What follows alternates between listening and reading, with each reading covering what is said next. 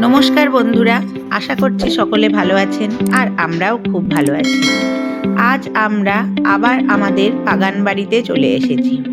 এখানে এসেই দেখলাম আমাদের ঘাটের পাশে যে কলা গাছটি ছিল সেখানে একটা মোচা ও এক কাঁধ কলা হয়েছিল। কলার ভারে কালকে রাতে হঠাৎ করেই গাছটা পুকুরের জলে পড়ে গেছে, আর পাশের বাড়ির দাদা আমাদেরকে ওই মোচাটা এবং কলাগুলো কেটে দিল। তাই আমরা ভাবলাম যে আজ এই গাছের টাটকা কলা, মোচা এসব দিয়েই আমাদের রান্নাবান্না করা যাক। আর দেরি না করে যেমন ভাবা তেমন কাজ। তাই আমরা সকলে মিলে বসে পড়েছি এখন মোচা কাটার জন্যে। প্রথমে আমরা মোচাটা ভালো করে পরিষ্কার করে ছাড়িয়ে তারপর সেটাকে কেটে নিলাম, এবং এপাশে চলছে আরও অন্যান্য রান্নাবান্নার প্রস্তুতি। যাই হোক, মোচা কাটার পরে যেহেতু কষ থাকে মোচায়, তাই মোচাটাকে ভালো করে ধুয়ে নেওয়া হলো এবং তারপরে লবণ ও হলুদ দিয়ে সেদ্ধ করতে দেওয়া হলো। আমাদের এই বাগান বাড়ির জন্যে রুনুদি একটা শিল কিনে দিয়ে পাঠিয়েছে। তাই নতুন শিলটাকে আমরা একটু বালি ও পাতা দিয়ে ঘষে নিলাম, যাতে আমরা এটা ব্যবহার করতে পারি। মোচা রান্নার প্রস্তুতি আমাদের এখন রেডি হয়ে গেছে, তাই মা মোচা রান্না করতেও বসে পড়েছে।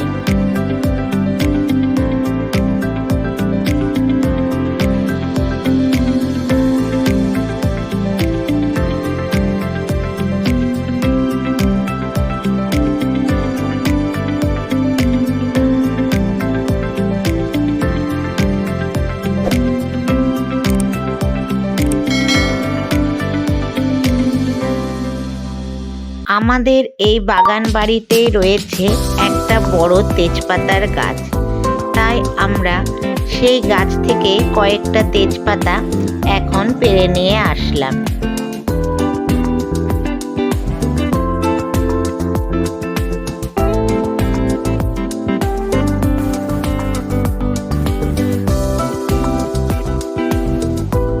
আমাদের মোচা রান্না এবং কাঁচকলা ভাজা দুটোই একসঙ্গে হচ্ছে।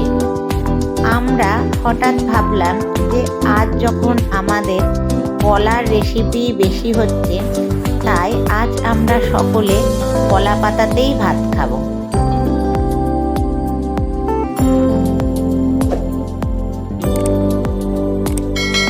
আর সেই জন্যে পূর্ণিমা ও অভিজিৎ দুজনে মিলে আমাদেরকে কলা পাতা কেটে ভালো করে ধুয়ে পরিষ্কার করে দিল, যাতে আমরা সকলে আজ কলা পাতাতেই ভাত খেতে পারি।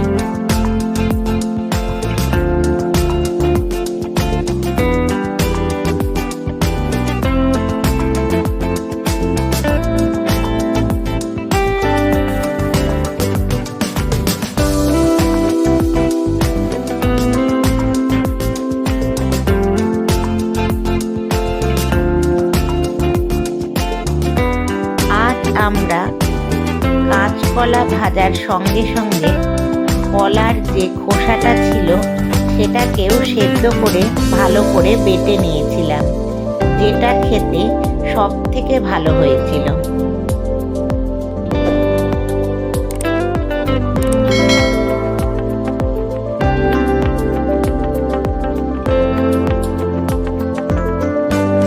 আমাদের এই বাগানের বেগুন গাছে বেশ কয়েকটা বেগুন ধরে রয়েছে, তাই আমরা ভাবলাম যে এগুলোর মধ্যে কয়েকটা তুলে আজ আমরা সকলে বেগুন পোড়া খাবো।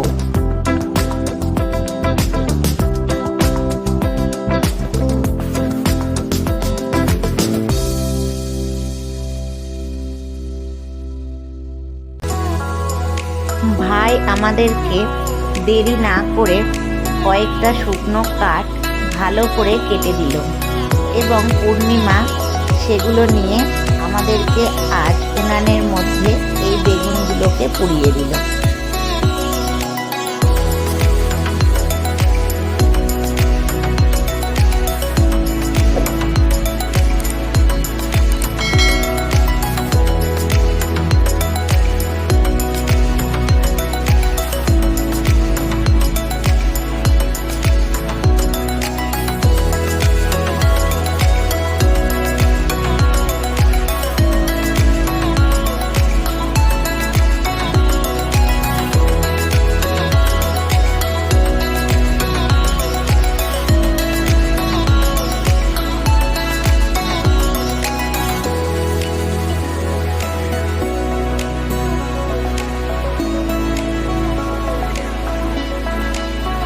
বেগুনের সঙ্গে পরে পূর্ণিমা টমেটোও আজ আমাদেরকে পুড়িয়ে দিয়েছিল। যাই হোক, আজ একটু অন্য ধরনের রেসিপি দিয়ে আমরা আমাদের খাওয়া দাওয়ার পর্ব শুরু করে দিলাম।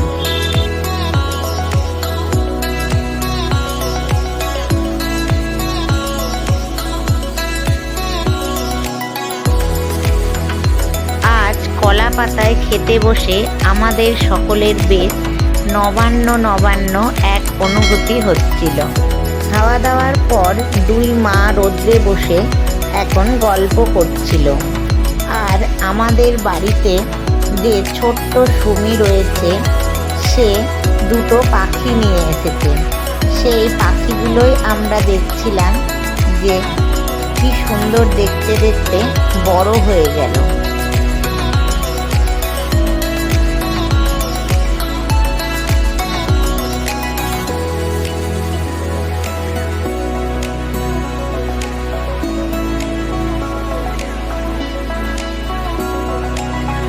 পড়ন্ত বিকেলবেলায় গ্রামের ভেতর দিয়ে বেশ কিছুটা সময় ঘুরে আসার পর আমরা দেখলাম যে কিছুদিন আগে যে সর্ষে ক্ষেতে বেশ সুন্দর সর্ষের ফুল ধরেছিল, সেগুলো এখন প্রায় সর্ষেতে রূপান্তরিত হয়েছে।